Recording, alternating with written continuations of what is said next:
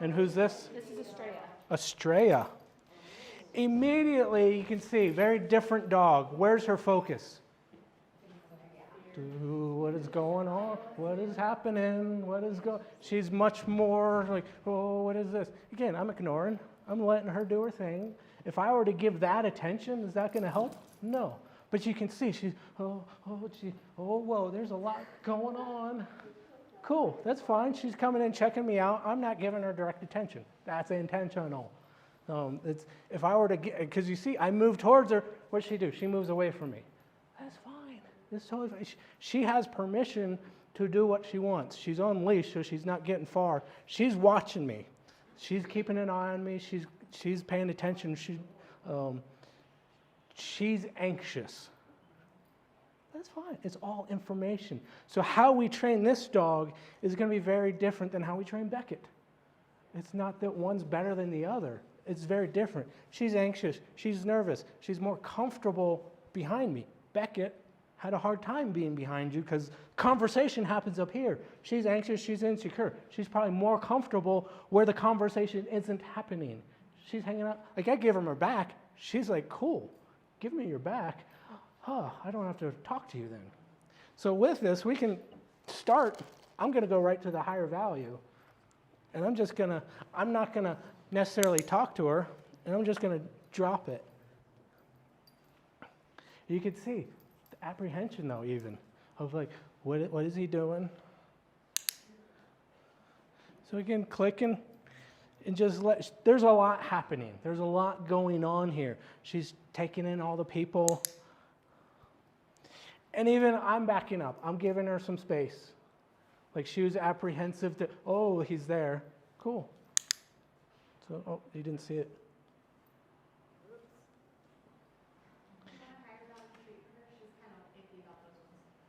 She's taking them. I don't think she's seeing them. There you go. Yes. So that doesn't help her with the apprehension at all.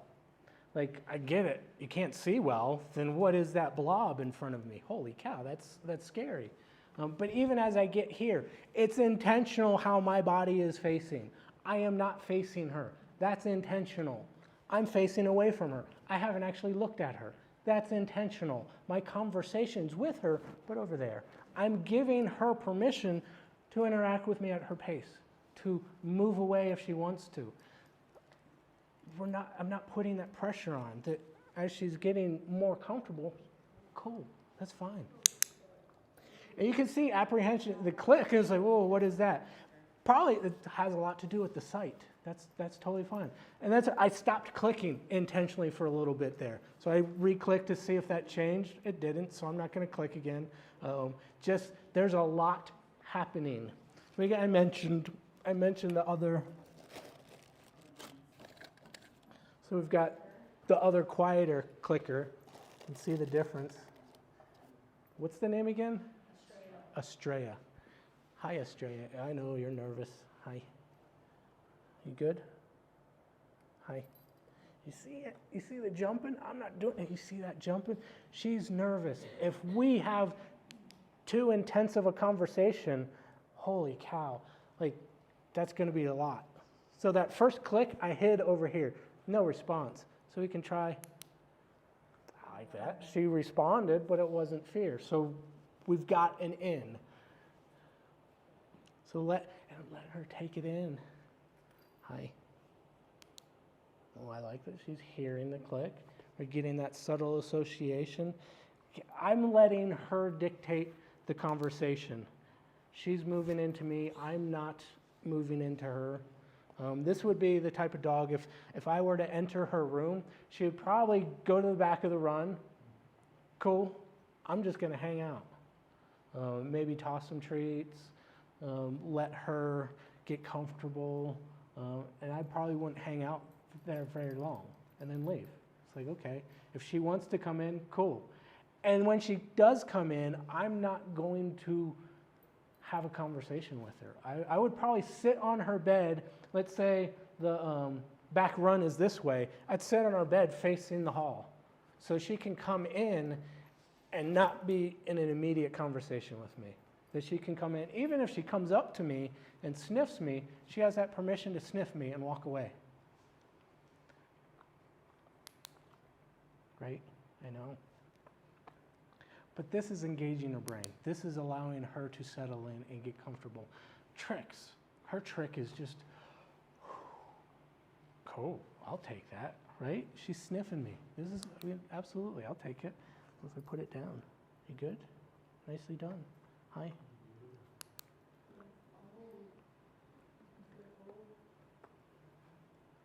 There's very different dogs that we've had. A puppy to Beckett to,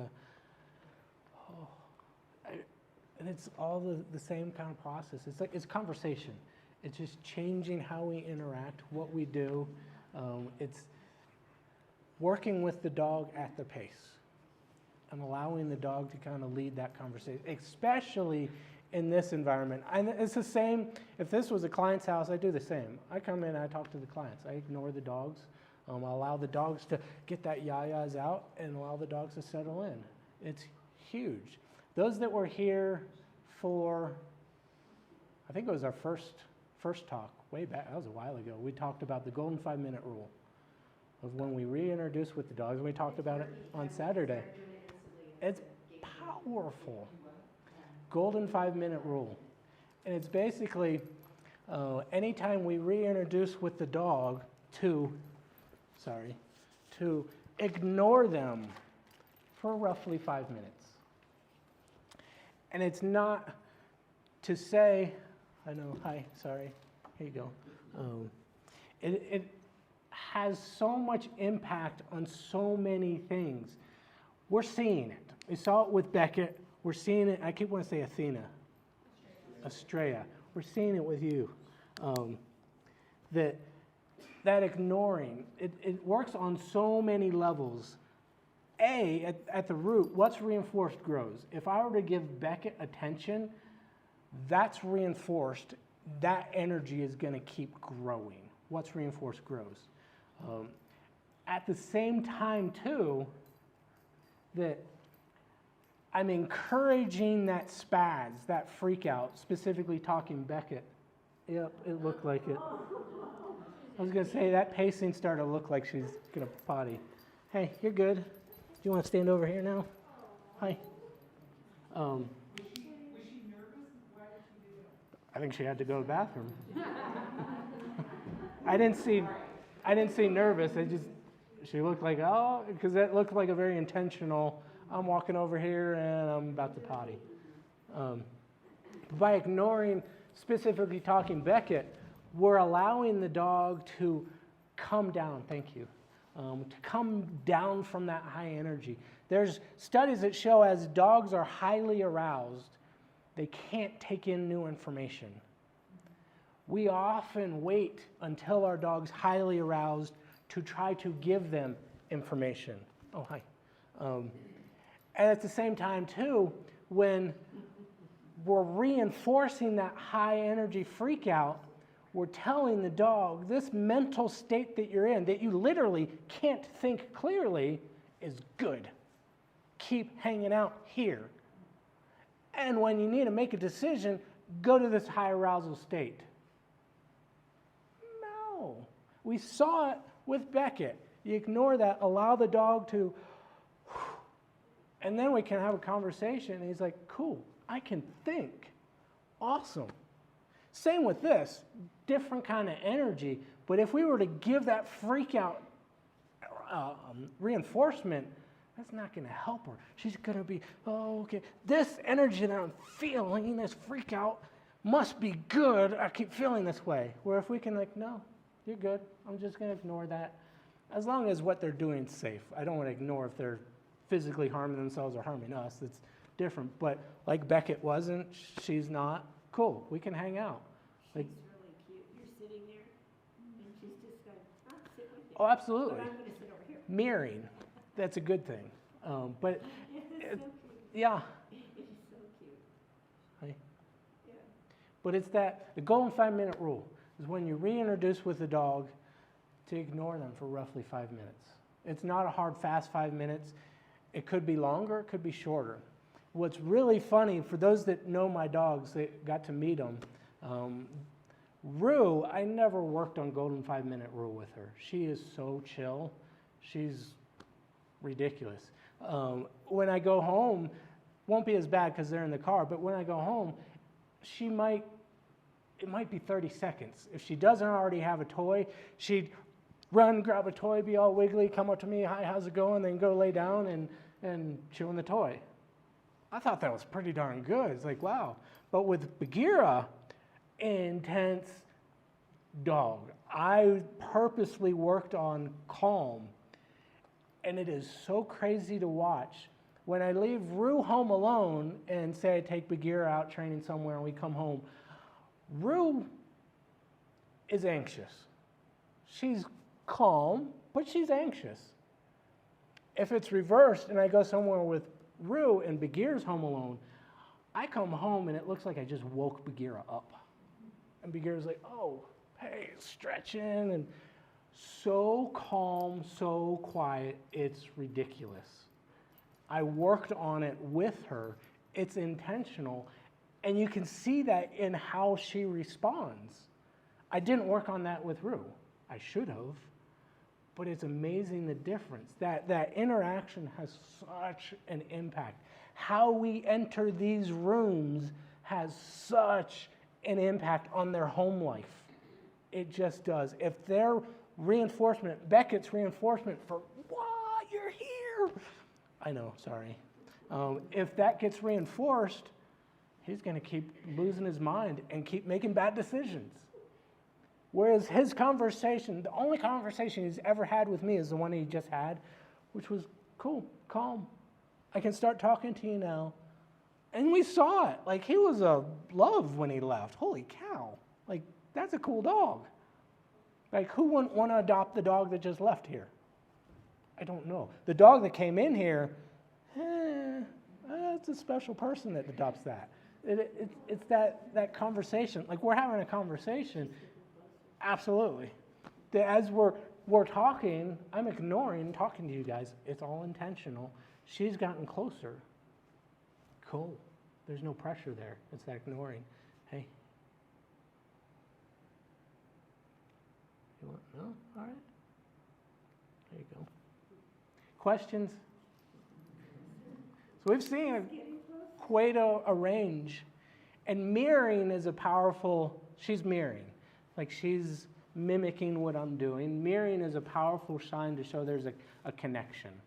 Not that we're really connected, but shows that she's paying attention and there's a connection establishing, that mirroring.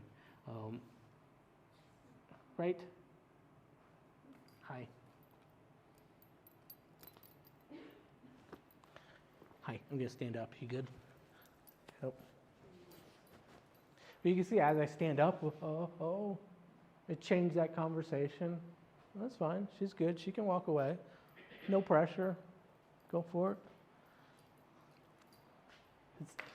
It's all conversation. I love tricks because it invites us into their world in a very real, positive way. It changes the conversation we're having with them. It's not that I'm just there talking to them. They're doing whatever we want. I'm taking that information in and responding.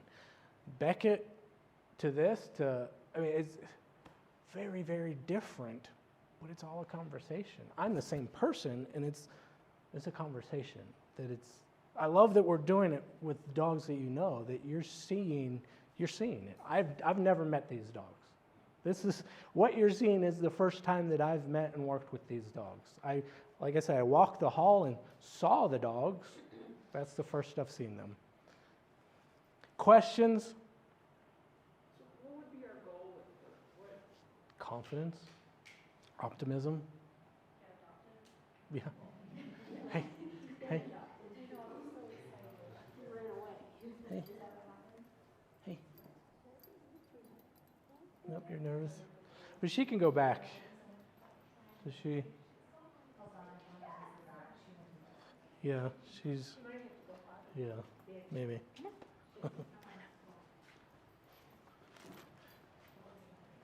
Nicely done.